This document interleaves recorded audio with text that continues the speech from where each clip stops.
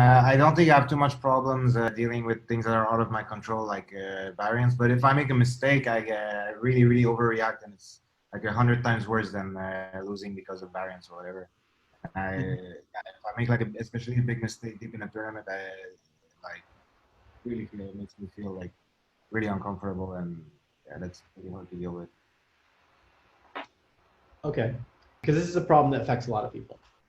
So I would say universally, poker players, they get most mad about this. That like when they feel like they did something wrong. And the thing is here, when you make a mistake, it's just variance in a way. Like your poker knowledge system is always going to be incomplete. There's an infinite number of spots and you can't know everything. So say everything that you also know with a degree of confidence. So say you know that 3-2 offsuit is a fold under the gun with 100% confidence, but you don't know if like ace-9 offsuit is a rejam from the cutoff against a low jack 9 big blind jam, like in a PKO with a tiny bounty with 3 people covering you behind. And that's like you think it is, but you're like, I don't know, 85% sure. And then, as spots get more complicated and more rare, your certainty is going to go down. And anytime your certainty is less than 100, just imagine you're running a random number generator. And some of those times, it's going to land on mistake. It's going to land on incorrect. Because if you put it to a solver and you get the correct answer, you would see, okay, but this was something that I wasn't 100% sure about. And you're not going to be 100% sure about everything. So mistakes are inevitable. You will make mistakes.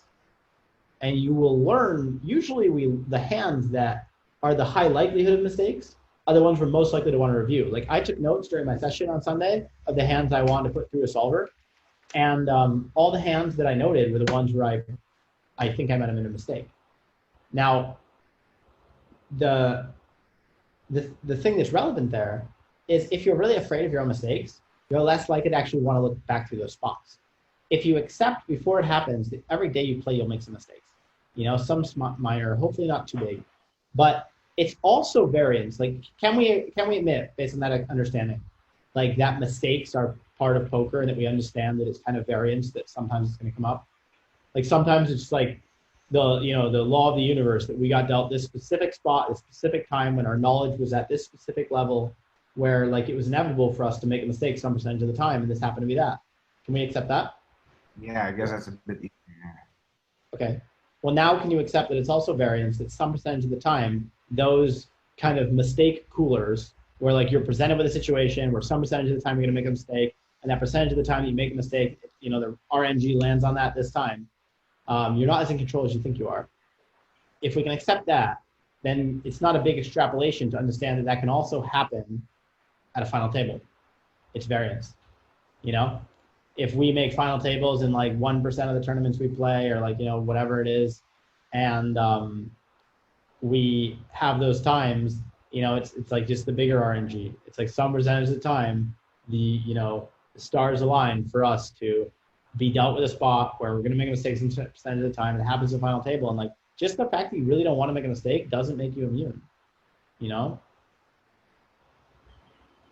There's nothing you can do about it. Like that's the truth. Like you will make some mistakes in your career. That's part of life. Like imagine like if Conor McGregor was just like, I don't ever want to get punched. Like, look, bro, like sometimes you're gonna get hit. Like sometimes you moved left and the guy was smarter and he went for it and he hit you. That's part of the game. Like you don't live a flawless existence.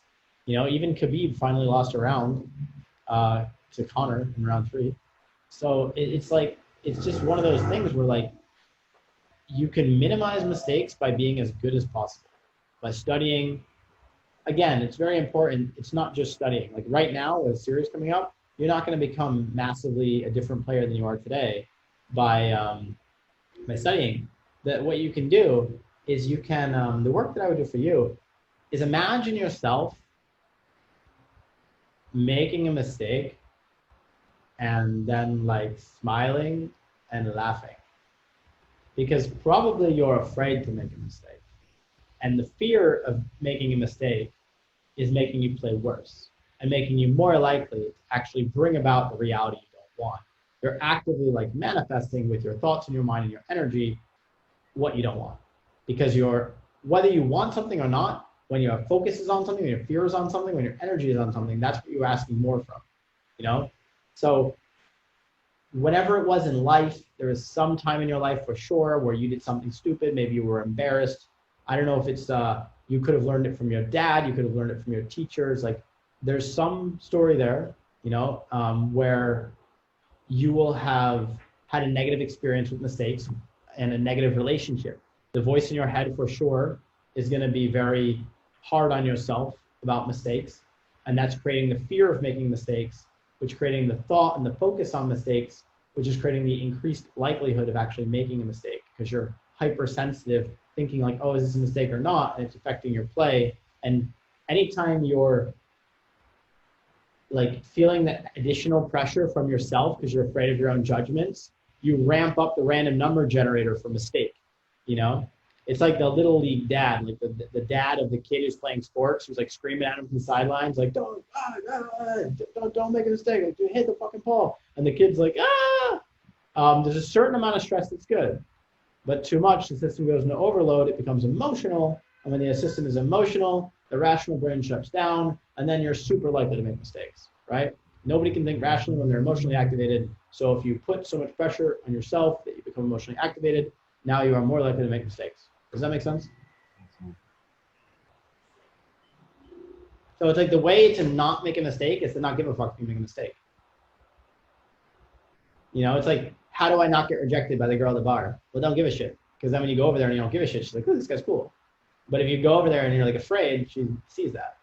It's strange, but it's similar in poker as well. Because like, if you care a lot about, if you're worried about making a mistake, it's like you always like kind of make the minor mistake of like, you know, folding too many spots and stuff. Like it's true if you're not afraid of making mistakes at all, like it could be like slightly unhealthy. Like you just do whatever, you know, like playing, you know, totally out of line because you think it's okay.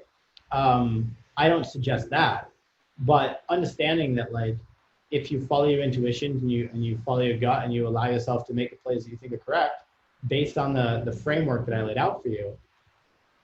Sometimes the laws of nature and you know the universe and coincidence is the way things happen is going to bring about a situation with a high likelihood of a mistake. It could happen to be in a situation where you'd really prefer it not to be a mistake, and it you know it could land on mistake, and that's just life. And you know maybe that's good for you. You know, like the farmer and the horse. Maybe it's good for you. It doesn't feel good in the moment, but maybe it's what you needed. Maybe it's going to be a good thing. Does that make sense?